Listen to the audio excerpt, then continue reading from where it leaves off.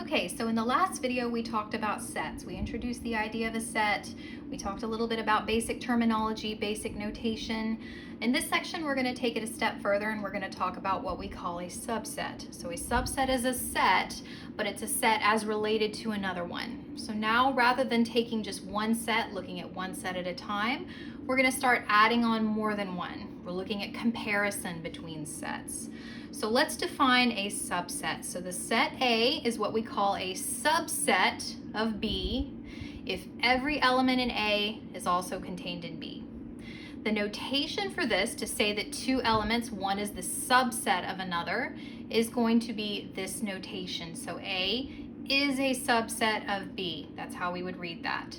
You can think of the little C. It's essentially a C with a line beneath it. Think of the C as representing kind of the word contained. I like to think of it that way. So A is contained within B. Now, what does the line underneath mean? The line underneath means equal to. So kind of like when you see a less than or equal to or a greater than or equal to, this little line means essentially the same thing. So we're saying A is contained in B and possibly equal to B. Now, if we want to say that A is not a subset of B, again, we introduced the not when we looked at that epsilon symbol. You put a slash through it, it means not an element of a set. Same thing with subsets. So if you take that subset symbol, put a slash through it, that means A is not a subset of B. So when we're looking at subsets, we're looking at contents. Think of it as one smaller set inside of a larger set. A is a subset of B if we can take everything in A and match it to something in B. Typically the set we're looking at in terms of being the bigger one, the being inside it, is going to have more elements than the set we're looking at in terms of it potentially being a subset. Now that's not necessarily a requirement because we do have this equality thing right here. We're allowing two sets to be equal. So if A is equal to B, then this symbol also applies. If we're looking at two sets, remember equality, we define that as same number of elements, same exact contents, then we'd also be able to use this symbol and be able to say that something is true. So if we can take every individual element in A and match it to something in B, then we can say that A is a subset of B. Now we do have a couple special cases. Again, A is equal to B is also allowed. The empty set is actually going to be a subset of every set. So this is kind of a definitional kind of thing. We're just going to have to remember this. So the empty set itself is going to be a subset of any other set. Regardless of what's actually in that set, the empty set is considered to be a subset. So let's take a few different pairs of sets. And then based on these sets, we want to determine which statements are true, which statements are false, using these two symbols for subset and not a subset. Okay, so the set A in roster method is 1, 3, 5, 7, and then B is 1, 3, 5, 7, 9, 11. Okay, the first statement, if we were to translate this into words, from symbols to words, we would say A is a subset of B. In other words, we're asking the question, is A contained in and possibly equal to B? What we're really looking at, though, are the contents of A. Can we take every element in A, in this particular set on the left, and match it to something that's in the set on the right? Well, we have the lists here, so we can just compare what's in the lists. So the first element in A matches, the second one matches, the third one matches, and then the fourth one matches as well. So because every element in A can then be found in B, we can say that A is a subset of B. So that is going to be a true statement. Now, if we put the slash through it, now we're saying A is not a subset of B. In other words, everything in A is not necessarily contained in B. Well, we just demonstrated that we can match every element in A to an element in B. So this particular statement would have to be false. To say that A is not a subset of B would be false because we know we can find every element in A also represented in the set B. Now what about the next one? B is a subset of A. In other words, every element in B can be matched to an element in A. B is contained in A or possibly equal to A.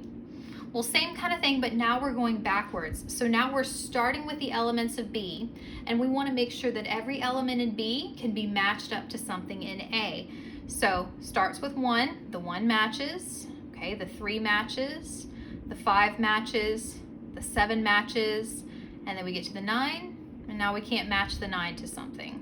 So the 9 and 11, we can't match those to anything in A.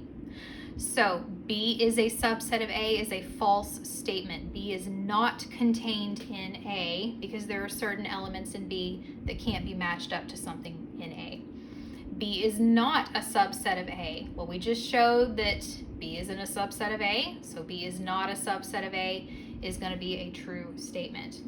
What you're going to find with these kind of symbols where you have something that is and then the symbol for is not when we put a slash through it, we can think of these as being binary operations in the sense that if one is true, the other automatically has to be false. They can't both be true at the same time. It either is or it isn't. It can't be both at the same time. So if you can identify which statement is going to be true, the other one automatically has to be false and vice versa. Okay, let's look at another one. A is equal to -3, 0, and 3. And then B is equal to -3, -1, 1, and 3. Okay, A is a subset of B. In other words, A is contained in B. We can take every element in A and match it to an element in B. Let's check. So the -3, that matches. The 0, well, 0 doesn't have anything to match to. So even though A is smaller than B and some of A is contained in B, because we have an element in A that doesn't match up to anything in B, A is not a subset of B. So A is a subset of B, that is a false statement. Well, if that's a false statement, automatically the opposite statement has to be true. So A is not a subset of B, well, that's going to be a true statement because remember there was an element that couldn't match up to something in B. Now what if we flip the order? B is a subset of A. In other words, every element in B can be matched up to an element in A. Well, -3 can be matched. -1, well, we don't have anything to match that to. So B is a subset of A is a false statement. Automatically, if that statement is false, the opposite statement has to be true. B is not a subset of A is going to be a true statement. Okay, what about ones listed in set builder notation? Now, just like in the last section when we were attempting to count the number of things in a set, it's not a bad idea when you see set builder notation to take a moment and actually write out what's in the set in roster method. Take a moment to do that so that you can really see the contents of the set. So the set A is defined as all X such that X is a letter in the word proof. And then B is the set of all Y such that Y is a letter in the word roof. So the elements in these sets are going to be alphabetic letters. They're going to be actual letters. So for A, anything that's a letter in the word proof. So P-R-O-O-F, those are the letters in the word proof. Now here with the two O's, technically we only need to include O one time. In fact, it would be better if we only included it the one time, because we know particularly from the standpoint of counting, we don't count duplicates. So ideally when we write our own set, we won't write duplicates. So keep it in mind, you could write the two O's, you could leave it as one, it would be considered to be the same set. It has the same contents. Okay, now same thing with B. Letters in the word roof, so R-O-O-F, or possibly just write one O, don't write the duplicate. Okay, so now that we can see the contents of these set, we should be able to determine what our statements are in terms of true or false. So A is a subset of B. Every element in A is matched up to an element in B. So we'll start with A, we'll start with P, okay? P, can we match it up? Well, automatically, first one, we can't match up that element to something in the set B. So A is a subset of B is going to be a false statement. A is not a subset of B. Well, that's definitely going to be a true statement. If we can match something in A, or if we can't match something in A to something matching in B, then that means one is not a subset of the other. Now what about B being a subset of A? Flip it. In other words, can every element in B be matched up to an element in A? We'll start with the R. The R matches. Okay, we can match an O. We can actually match the duplicated O's, but even if we couldn't, we only have to match it the one time, because remember, we're not really focused on duplicates. We're only looking at it one time. So both O's, they're fine. If it was just one O, that's fine as well. And then our last letter, F. F also matches. So every element in B can be matched up with something corresponding in A. A may have extra contents, but all we're worried about is focus on what's in B. Can you match it? In this case, we can match everything in B to something in A. So B is a subset of A is going to be a true statement. B is not a subset of A. Well, we were able to match every single element, so it is a subset. So this statement would have to be false. Okay, last example. Our first one is in set builder notation. Our second one is in roster method. So the first one, we might take a moment to write out the set builder notation. Maybe the description is enough. In this case, it's probably going to be enough. So A is the set of all X such that X is a planet in the Earth's solar system. And then B, in roster method, Mercury, Venus, Earth, Mars, Jupiter, Saturn, Uranus, Neptune.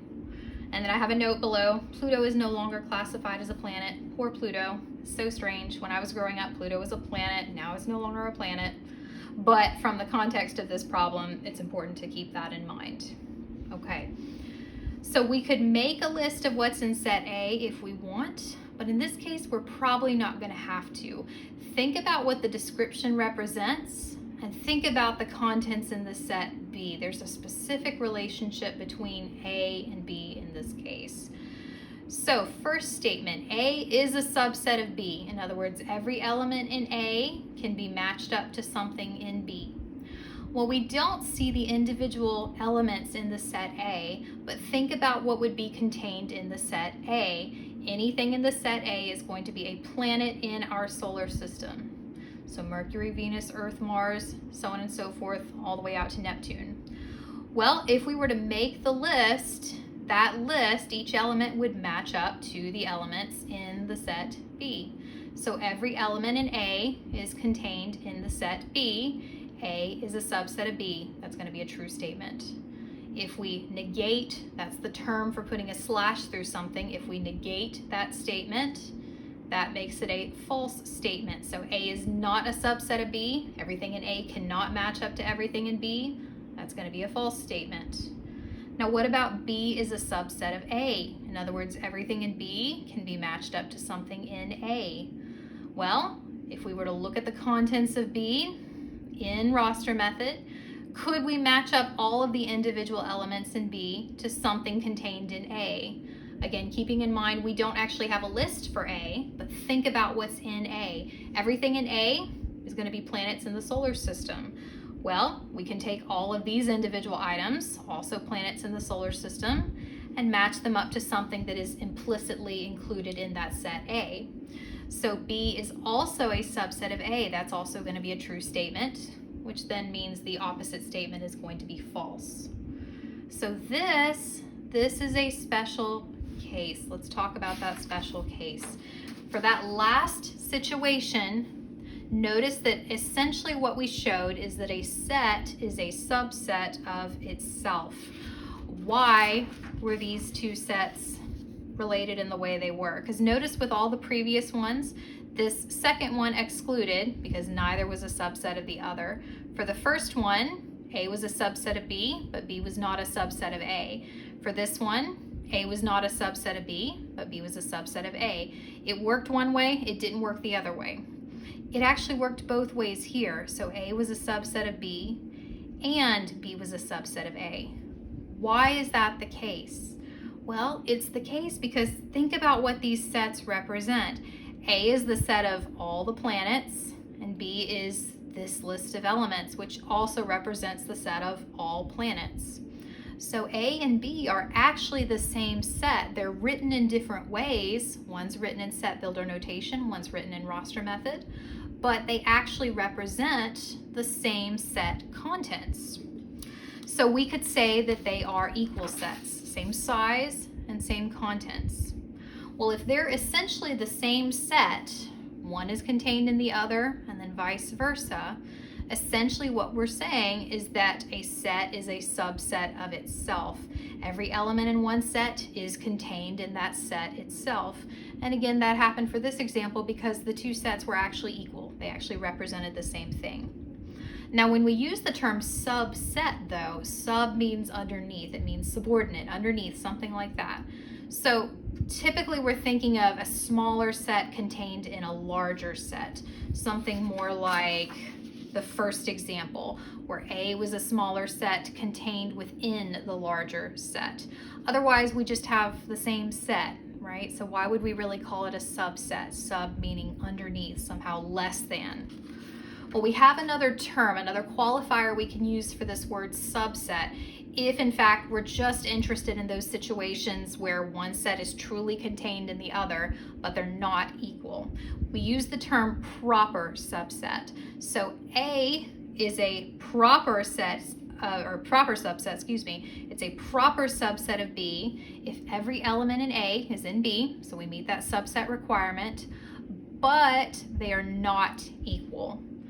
So we want to match up everything with A, or everything in A also with something in B, but we're not allowing the two sets to be the same. In other words, A truly needs to be a smaller set, B needs to be a larger set containing A and then containing some additional elements.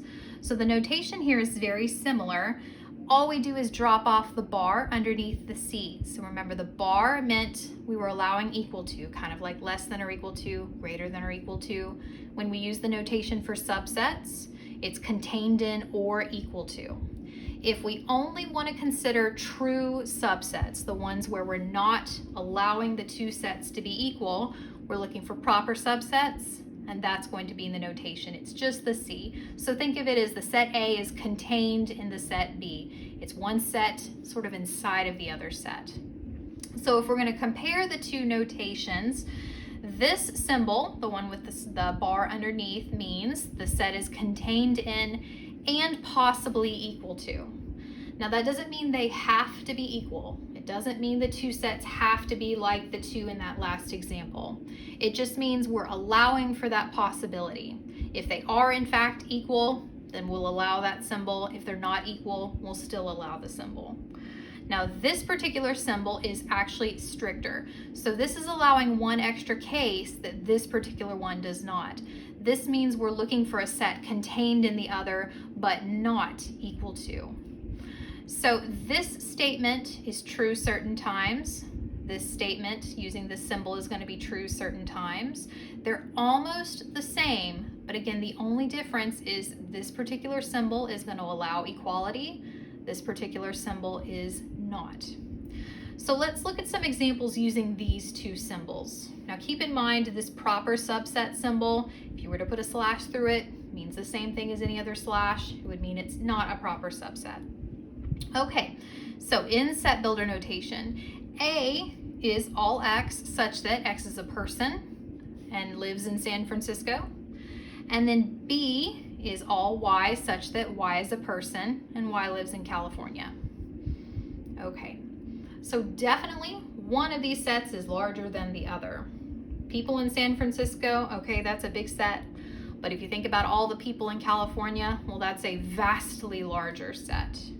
So in this case, A is the smaller set, B is the larger set. They're definitely not equal in this case. The contents of A are not the same as the contents of B.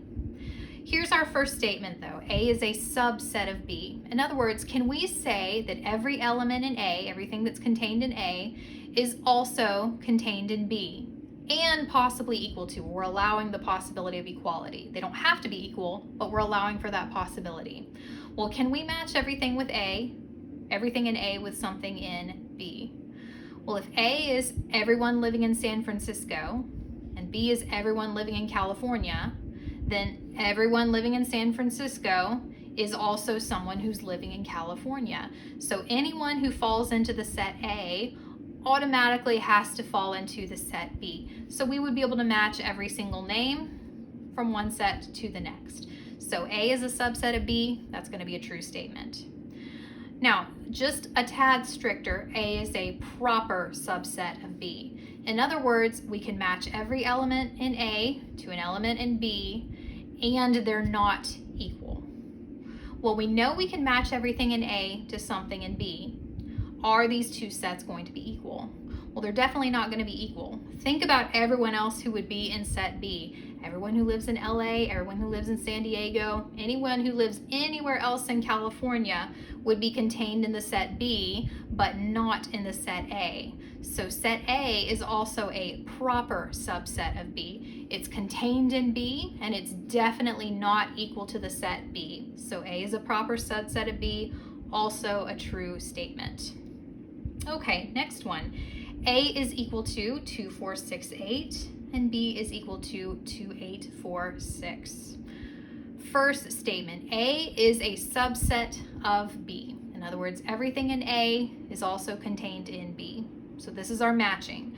So 2 matches up, 4 matches up, 6 matches up, and then 8 matches up. So everything in A can also be found in B. So that means that's a true statement. A is a subset of B. Now the next statement, A is a proper subset of B. In other words, everything in A can be matched to something in B, but they're not equal. Well, in this case, that statement would be false. We can match everything in A to everything in B, but these two sets are actually equal. They have the same cardinal number, same length, and they also have the same contents. Just because B is in a different order doesn't make it different. These two sets are actually the same. So A is a proper subset of B is actually going to be a false statement. So notice the first one can be true and the second one can be false. That's because this is a stricter symbol in terms of what is and is not allowed. This allows for equality. This one does not allow for equality. So because these two sets were actually equal, this particular statement, these two sets don't fall under that statement with that symbol. Okay, A is all x such that x is a natural number and x is greater than 3 and also less than 10. So between 3 and 10. Can it be equal to 3? Can it be equal to 10? Well, no. In this case, it's strict inequality. So strictly greater than 3 and strictly less than 10 and a natural number, so a counting number. So if we were to list out this set in roster method, that's going to be 4, 5, 6, 7, 8, 9. It's going to be all the numbers listed here. Now B is written just as a description. We just have a description of what's in the set. So the set of natural numbers between 2 and 16. Now the term between also means strict inequality. It means we're not allowing equality to 2, we're not allowing equality to 16. We're sandwiched between those numbers but not equal to them. So the smallest number we could have would be 3, and then the largest number we could have would be 15. So in roster notation, 3, 4, 5, all the way up to 15. And again, here we could make the whole list if we want, or we can use the ellipsis. Here we're looking for set containment though, and since we have a pattern, we know what the pattern is, we can identify, we can sort of visualize what would be in the set B without actually writing it all out. We may not need to make the whole list. This may be enough. So first statement, A is a subset of B, true or false. In other words, everything in A can be matched up with something in B. Well, in terms of physically matching, we can match the 4, we can match the 5.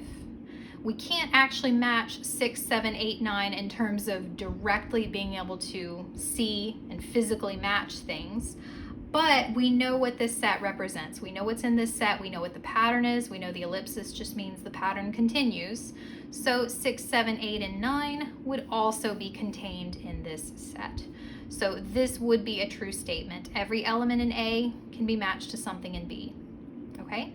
A is a proper subset of B, true or false. In other words, everything in A matches to something in B, and they're not equal. We're not allowing equality. Well, we were able to match them all. If we look at the set B, Set B also has additional elements in it, which means these two sets can't be equal. A is a smaller set, B is a larger set. A is contained in B, and they are not equal. So A is a proper subset of B, also a true statement. Okay, one more. A is all x such that x is a natural number and x is between 3 and 10, so same A as above, okay? And then B is all y such that y is a natural number and x is greater, oh, I should have had a y there, my bad, that's a typo, so you might want to write a y in there. Y is greater than or equal to 2 and also less than or equal to 8, so between 2 and 8. Can it be equal to 2? Can it be equal to 8? Yes, in this case it can because we are allowing equality. So let's make a list of these in roster method, and here we're going to want to fully make the list. We want to see everything that's in these two sets. So for A, we're looking at natural numbers between 3 and 10 and not equal to them. So 4, 5, 6, 7, 8, 9. So 6 elements. For B, we're looking at numbers between 2 and 8, and we're allowing equality to both of those. So 2, 3, 4, 5, 6, 7, 8. So 7 elements. So in this case, A is smaller than B. That's a good start. In order for something to be a subset of the other and a proper subset, one does have to be smaller than the other. So A is a subset of B. Is every element in A also found in B? Well, let's see. We're starting with a 4, so 4 matches, 5 matches, 6 matches, 7 matches, 8 matches, and then we get to 9. The element 9 does not match up with something in the set B. So there's something in the set A that can't be matched to a corresponding element in the set B. So A is a subset of B is going to be a false statement. If this statement is false, this one is definitely false. This is a stricter version of this particular one. Again, this particular symbol allows equality. This one is the same symbol, it just doesn't allow equality. So again, A is a subset of B, but it's a proper subset. Everything in A can be matched to something in B. Well, we demonstrated that that definitely can't happen, so that would have to be a false statement. So the next thing we want to talk about is what if you have a set and you want to determine all the different subsets. So rather than just looking at two sets pre-written, determining how they relate, what if you have a set and you want to find subsets? How do you go about doing something like that? Well, it's actually fairly involved if you're looking at a really big set. So we're going to start with just small sets, and we want to look at things in general just based on sets that are kind of manageable in length. So counting subsets, knowing how many subsets we have for a particular set. So in many cases, we can actually list out all the possible subsets of a given set. We do need to keep two things in mind though. So the two special cases. Number one, the empty set is a subset of every other set. So regardless of what the set looks like, how many elements are in there, the empty set is a subset of that particular set. Also, the set itself is a subset. So those two special cases are going to be included for every set, regardless of the contents, regardless of how long the set is. The empty set is a subset, and then the set itself is also considered to be a subset. So let's look at a few basic cases and let's see if we can establish the pattern. So we'll start small and then we'll add on an element each time. So let's start with this set. What is this set? Well, remember, this is the empty set. It's the set with nothing in it. So how many elements are contained in this set? Well, because it's the empty set, the number of elements is 0. How many subsets do we get? If we want to make a list of all the subsets of this set, how many do we get? Well, you might immediately look in that and think, well, it doesn't have any. But remember, there's those two special cases. The empty set is a subset of every set. The set itself is a subset of every set. Both of those cases are represented here. So the empty set is a subset of this one. This also represents the set itself being a subset of the one we started with. So this is going to be a subset of the original one we started with, but it's going to be the only one because we don't actually have any elements in this set. We can't go any further than that.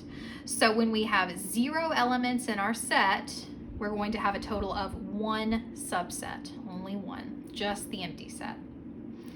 Now, what if we go from the empty set to a set that contains one element?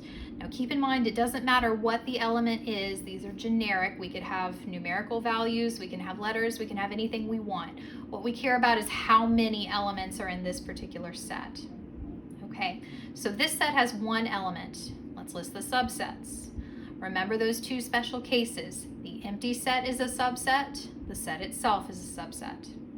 So the set itself would just be the set containing A, and then the empty set would be just the empty set. There's no way we can break this set down any further and look at smaller sets inside of it because there's only one set, there's only one element inside of it. So the only subsets are going to be the set itself and then the empty set. So when we have one element in the set, we're going to have two subsets. Let's add on another element. So now we have two elements in our set. So again, special cases, the set itself is a subset, the empty set is a subset. Now, because we have more than one element, we can think about breaking this set down into pieces. So we want to look at all the different ways we could write a set that has some of the contents of this original one, but maybe not all of them. So the set itself is going to be a subset.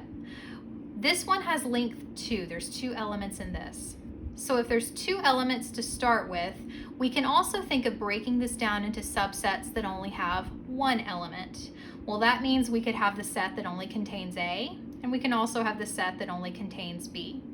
And then again, remember the empty set also going to be a subset of everyone. So we have a total of 4 subsets in this case. So if you were thinking the pattern is we're adding on a subset every time, well, that's not what happens, because if we were just adding on one every time, we'd have 3 subsets. Well, now we have 4. What happens when we go to a set with 3 elements? Same idea as before. The set itself is a subset, the empty set is a subset, and then we also have to think about how we could take this set and break it down into smaller sets that have contents within this one. Now, because this set has 3 elements, there's different ways we could break this down. We could break it down into subsets with 2 elements. We could break it down into subsets with 1 element. And we need to think about all the different ways that can look. Now, one thing I want you to keep in mind when you're making the list, remember the order we write things in does not matter when we're talking about a set. So if we're pulling something out and keeping some values from the set, we only get to do that one time. We can't rearrange those elements and create a new set. Rearrangement does not do anything. So what do I mean by that? Well, we have the set itself. Okay, that's a subset. What about the subsets of length 2? One way to think of those is think of pulling out a particular element, taking one of the elements away and just determining what's left. So one thing we could take away would be the element C. If we took that away, that leaves us with a 2-element subset, just A and B. Now, what I was talking about here is A and B. That is a 2-element subset. Would you want to list B and A as well? That seems like that might be another option. Well, as it turns out, B and A is actually just a duplicate. Remember, reordering the elements does not give us a new set. Reordering the elements results in the same set. What we're focused on is the actual contents. If the contents are the same, then we haven't really created anything new. So we only look at it with one particular ordering. Rearranging does not create a new subset. Okay, so that's not the only length 2 subset though. We can delete C. We could also delete B, which would then leave us with A and C. That's another subset of length 2. And then the last option would be to delete A, which would give us B and C. And again, rearranging these, not going to make a difference. It's not going to give you a different answer.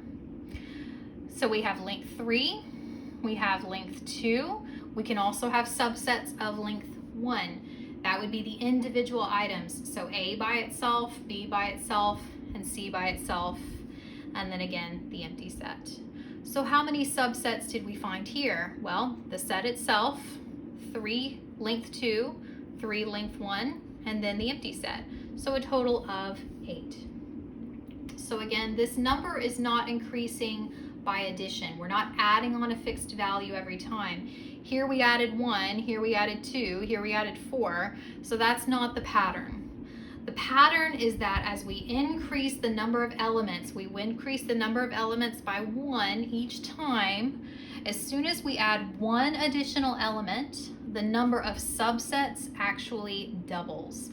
That's the pattern here. That's what's happening to the number of subsets. We double a 1 and we get a 2. We double 2, we get 4. We double 4, we get 8.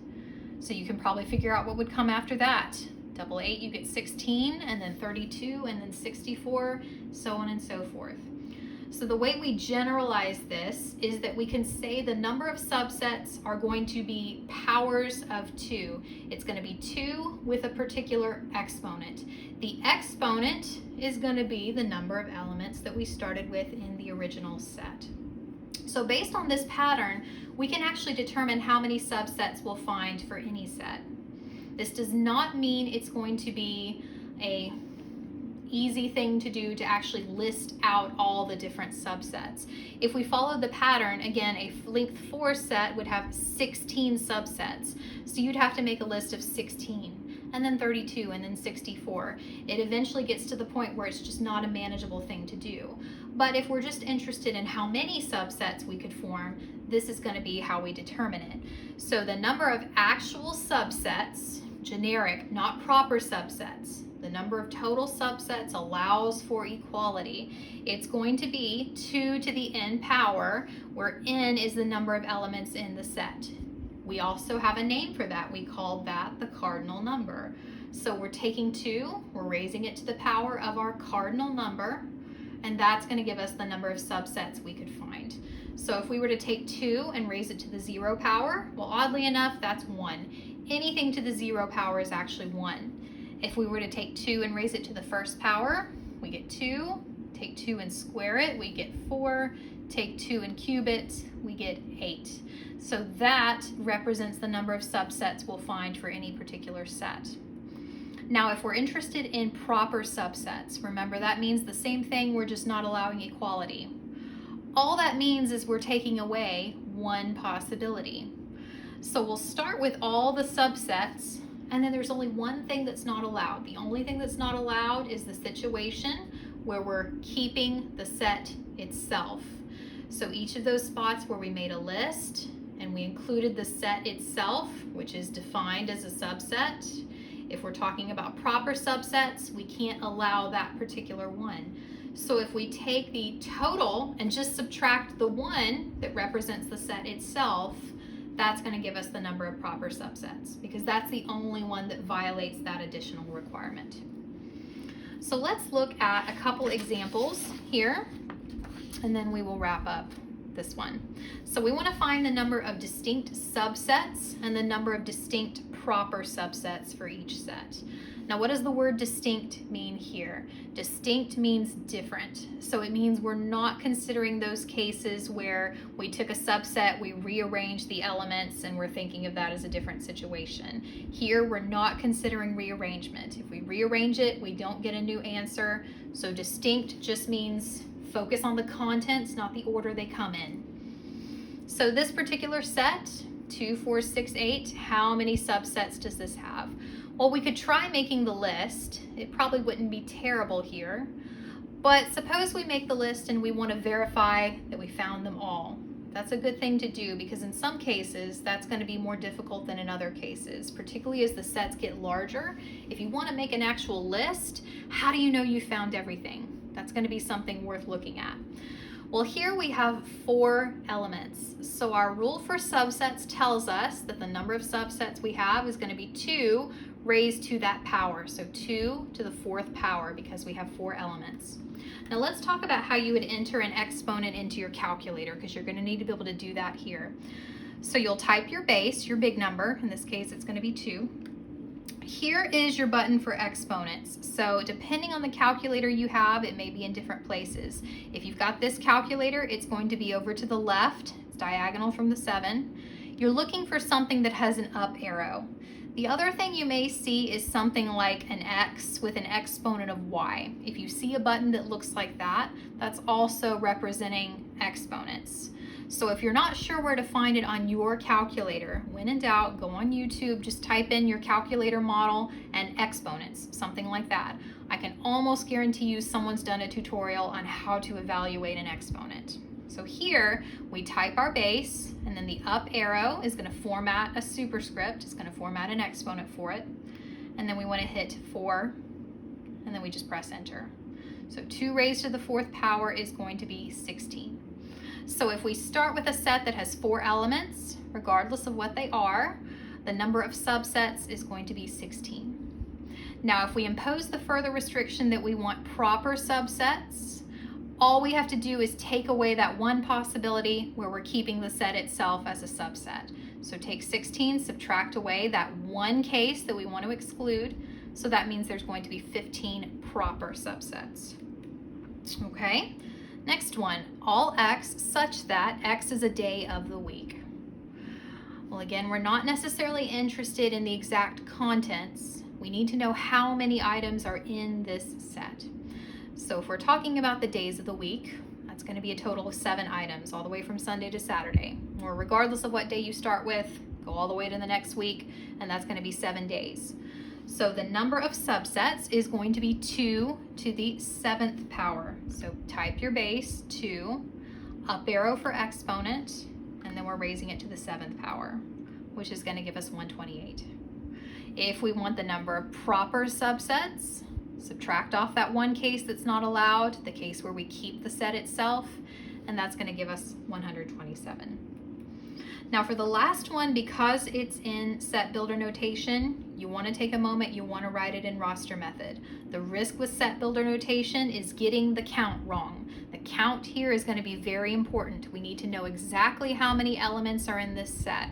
If we're off by 1, it's going to be a problem. You might look at this and think, well, we stop at 16, we start at 8, subtract the 2, 16 minus 8 is going to be 8. Not quite. Make a list of everything, starting at 8, going to 16, counting by natural numbers, so one at a time. So 8, 9, 10, 11, 12, 13, 14, 15, 16. How many elements is that? It's actually 9. So 16 minus 8 gives you 8, but that's not the number of elements in this set. There's actually 9 elements in this set. So taking a moment to write it out, good thing to do, particularly here. So that means the number of subsets is going to be 2 to the 9th power, which is 512. If we want proper subsets, we subtract out the 1, and that's going to give us 511. So this gives you a little bit of a sense of what subsets look like. We're going to use subsets in the context of applied problems. So you can think of subsets as taking a bigger set and maybe grouping it into smaller sets based on further restrictions, something like that. So the next section, we're going to talk about Venn diagrams. It's a way of representing sets and how they relate to one another. We can think of the individual things in the Venn diagram as subsets of a bigger picture. And the Venn diagram is going to give us a way to visualize subsets within the context of another set.